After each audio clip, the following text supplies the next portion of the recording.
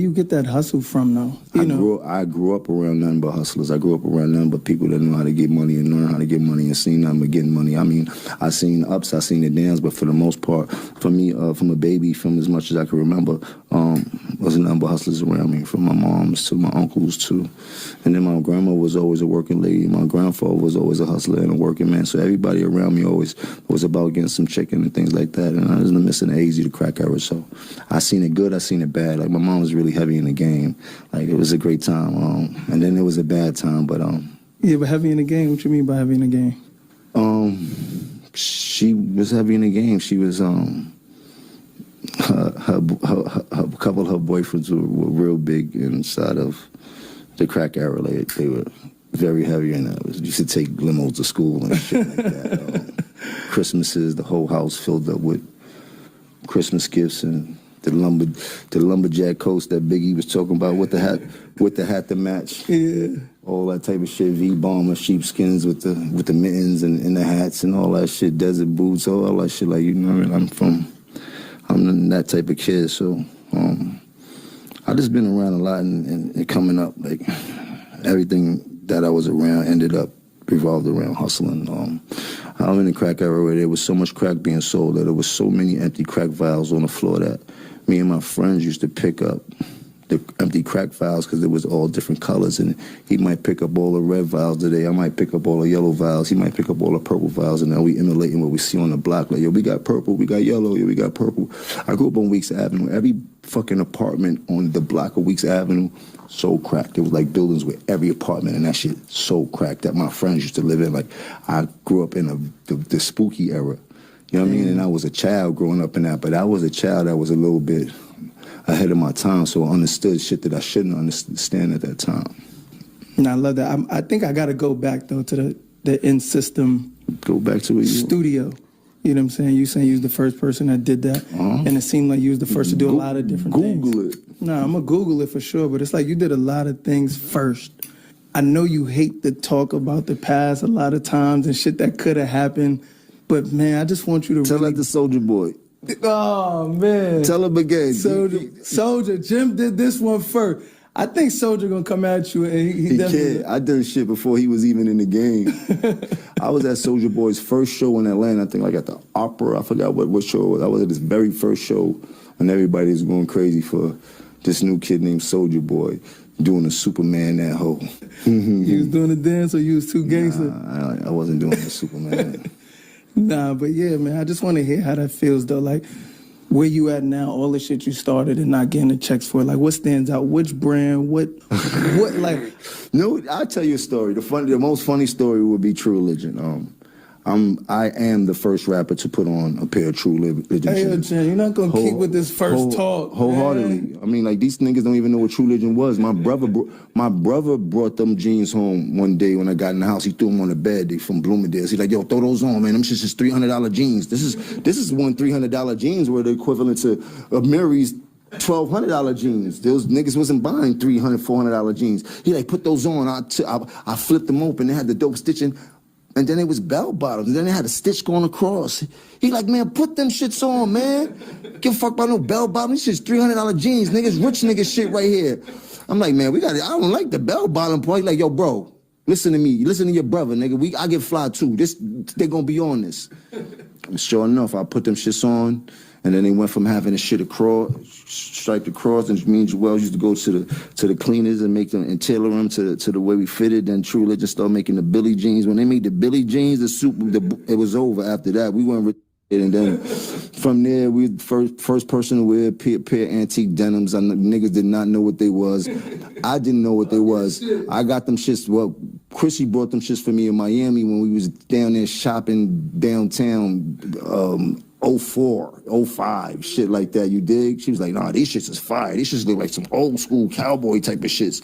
And them shits fitted mad slim. Them was the slimmest jeans that ever fit. She like, nah, them shits look good. And I just met her, so I'm trying to go off of what she like. I'm like, they look good. She like, nah, them shits look good. I'm like, this shits is tight. The fuck? I'm like, even with the Chrome Hearts, niggas did not know what Chrome Hearts was. I didn't know what Chrome Hearts was. You heard? Like, But Chrissy knew what Chrome Hearts was. She saw the wallet chain I had. She's like, oh, you like that rock and roll shit?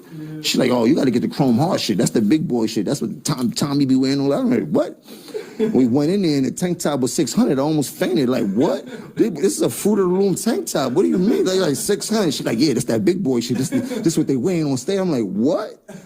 So it was like, wow. And that's how I learned about Chrome and started getting more into the rock and roll look with my lady who I had met in Miami at the time. And then I started room with my man Zoe at the time. And by the time I got down there with the Chain Gang, my man Zoe was already on Chrome Heart shit too. He was like the only other person I knew beside Chrissy that was on Chrome Heart. But he's backing out chains that cost $3,000-$4,000, cuffs that cost $5,000. All this is all silver, all silver shit. This is back in 04, 05, shit like that. I can't believe you were spending that type of money on drip.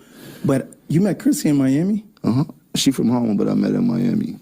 Okay, so she was like she was like a stylist for you when y'all met. She wasn't a stylist, she just was always fly. Like Chrissy was one of the flyest girls in Harlem, one of the girls that, not just me, most of the niggas in Harlem grew up, had a crush on her and shit like that, you dig? So in passing, I would see her here, see her there, parties, Puffy, all this type of shit, always see her around, but I never knew her and shit like that. She would see me, say hi, and then one day we in Miami and I'm partying with Zoe, walking there, and I almost fainted. Like, yo, so he didn't know why I was going crazy, but in my mind, I'm like, oh my God. So that was a great moment for me, and I was like a big score for me. I was young. It was dope. Yeah. At that age, you obviously lit. You having your way. You could have anybody that you wanted. But was it that stood out besides looks that Chrissy had that made you be like, yo, this is the one I want to, you know what I'm saying, spend forever with? She didn't tolerate nothing none of the other bitches would tolerate. Like, I remember we in a club one day, like you said, I'm lit, I'm having my way. And I'm trying to talk to another girl, but be slick about it. And Chrissy's in the back in the booth and shit like that. And then I had Zoe tapping my shoulder like, boy, she just left the club. You better go get her.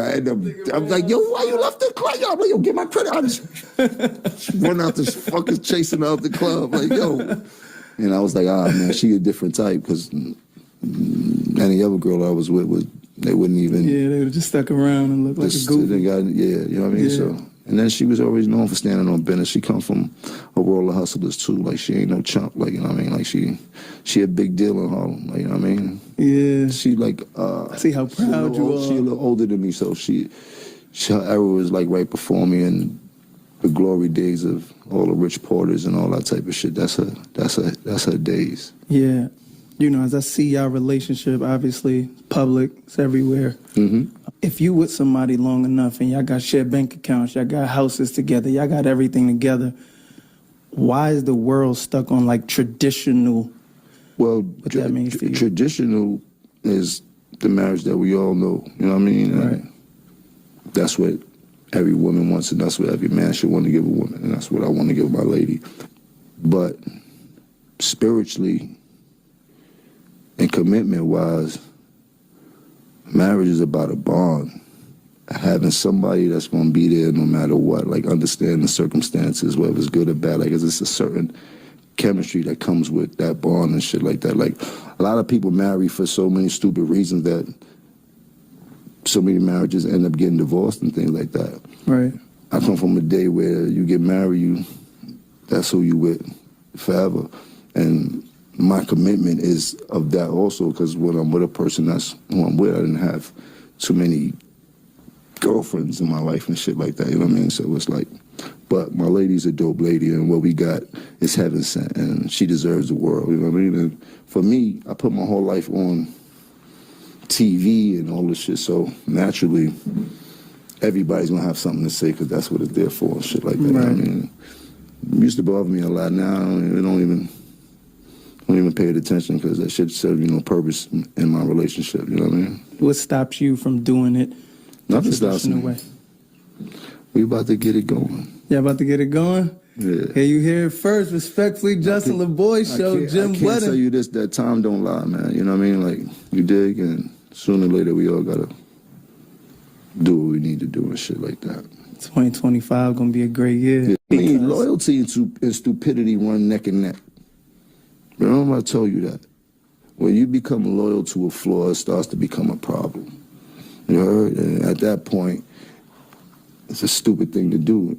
You know what I mean? It serves you no purpose in the journey you set out to and whatever you was loyal to and shit like that. You know what I mean? There's like so many different variables. But for the cause, shit, I was in it wholeheartedly until and I'm still in it wholeheartedly. I'm still holding the flag up. It never stopped for me and things like that. You know what I mean? I had a little touchy situation and shit like that, but there was a time where we always loyal to what we needed to be loyal to, and it worked because everybody got to leave out with something. Right. You know what I mean? And that was the most dopest part as I look back. We all got to leave out and be our own men on our own accord with our own successes and make our own money and don't have to need from nobody else and shit like that. You know what I mean? Yeah. The interview you did with Flex a couple years ago. All right. You know, I'm like super surgical with anything that I look at. And you said things took a turn when Dame named Cam vice president of Rockefeller without consulting For with his them. partners. Yeah, for him. For that whole little remember, I'm not part of Rockefeller. I was a diplomat wholeheartedly. I wasn't signed to them with nothing. I signed to Koch independently, my own shit. I was just me. Right. I was my own entity, even though I was a quote unquote so-called diplomat CEO. But I didn't have any paperwork, and at that point, I wasn't. It just, you know, you would think certain people would take care of you better as a partner than the way you got treated. Yeah. How much does that shit hurt you still to this day? I don't care about it. If I was down, maybe I might be swinging in the air like when Ricky died and shit like that. You heard?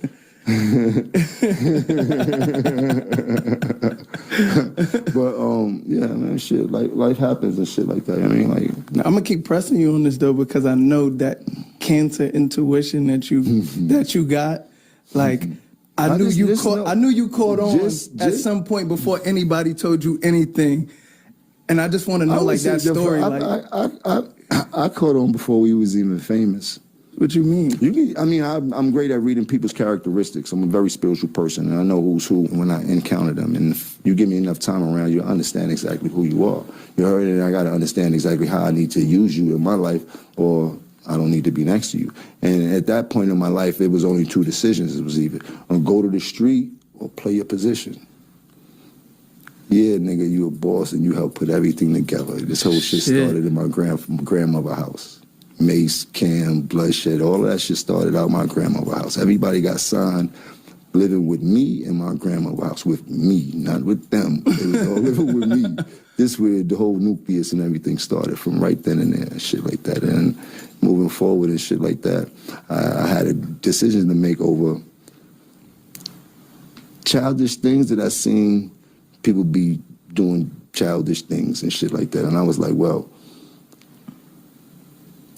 if this is what you want, if you feel this is going to be your way out of this hell we living in, which was Harlem, you dig? Yeah. At the time, out of the hood, out of the projects, you have to play your position and shut the fuck up and do your job as a complete soldier and make sure nothing happened on your watch. And that's all you could do.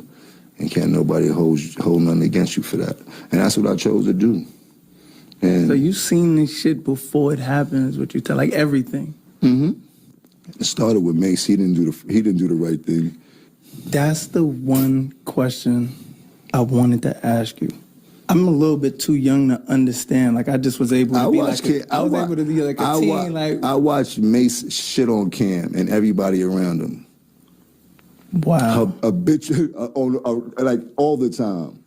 You heard? Like I was there the whole time, but I was Cam's man. You heard? Cam and Mace were so-called best friends, grew up together, and R.I.P. Huddy. Like I was there for everything. That's the one thing that people can't never say is that I wasn't there for every single thing. What was your problem with Mace? Like, how did that all happen? Because that was Cam, man, like you said. Cam enemies were my enemies. Okay. Anybody Cam didn't like, I didn't like. And I already see how he was handling Cam, so I definitely didn't like him.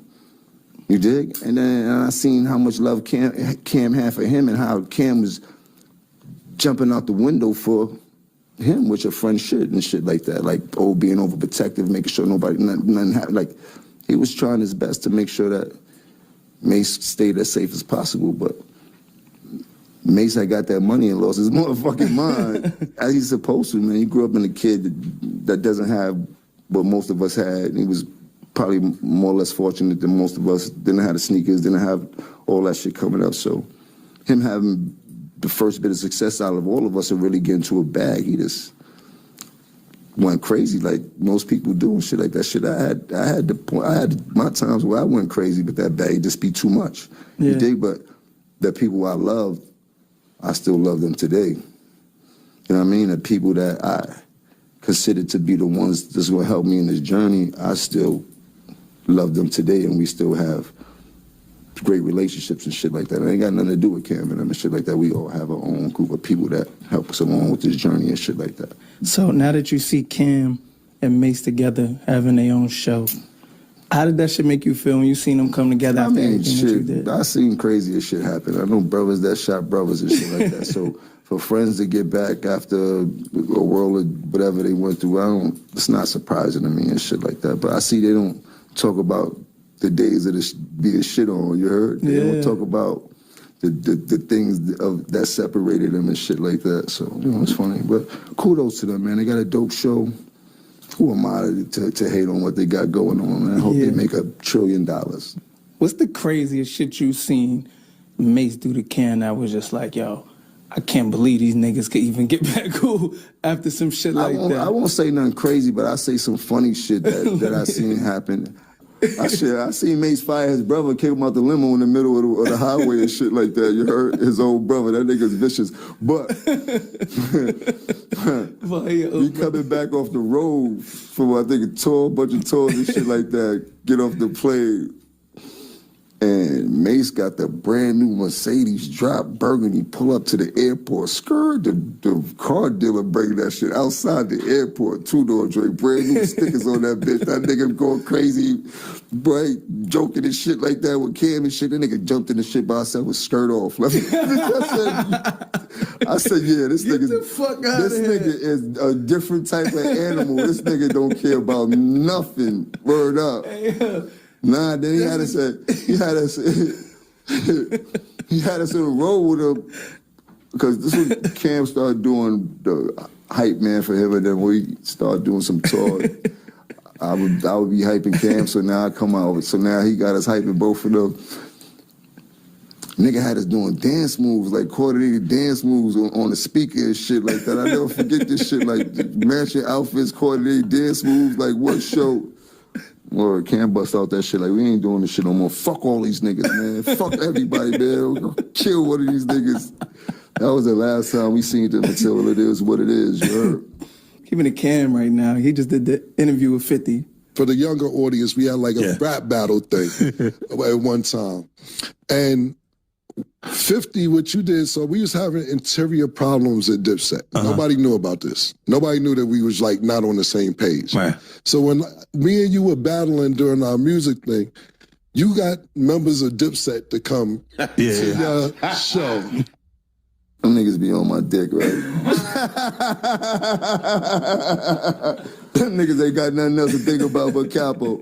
I did a lot for them niggas in their life, you heard? Both of them.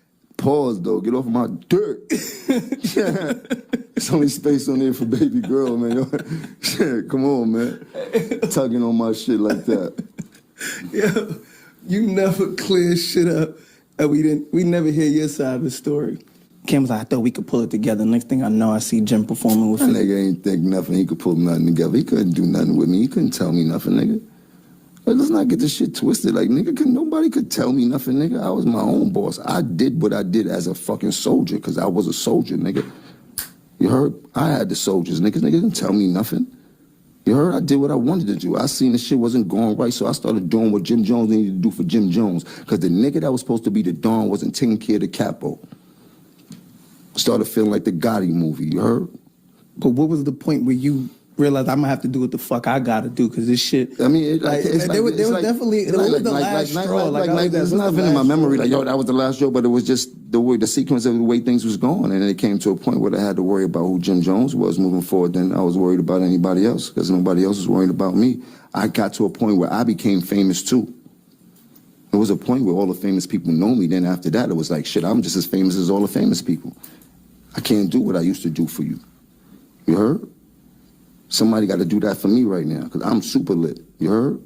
But I put my life on the line for all of the shit, and you know, and everybody knew that. But niggas wasn't doing the same thing in return.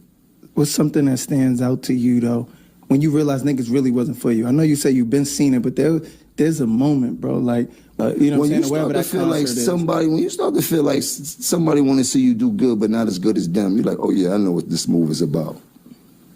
You heard? Everybody don't got the mind of a real leader. Who reached out to who when you went out to perform? Because I had Ballin'. I had the hottest record at the time. My record was hotter than 50's records at the time when Ballin' spanked out and shit like that. When Cam did this shit with calling the station up over the cot shit and all that shit, I felt that was childish. That wasn't, like, you don't press no real buttons, and you're not about to come outside when it's time to really get active, nigga. So how dare you do some weak shit like that that really didn't hold no merit? Like, you start going crazy over Koch, over a white man that been jerking us since we got signed there, and whatever backdoor deals you had with him serves you more advantageous than it served me. You understand what I'm trying to say? Like, so when that shit went on, I was like, that was kind of weak. That was corny, because at that time, there was no real beef. It was just the most powerful groups of individuals that's running New York at the same time. So in my mind, I was like, it's more advantageous for us to try to figure out how to start to move and do tours and really go crazy and figure out, because that we were sizzling, but this nigga was on Mars, nigga.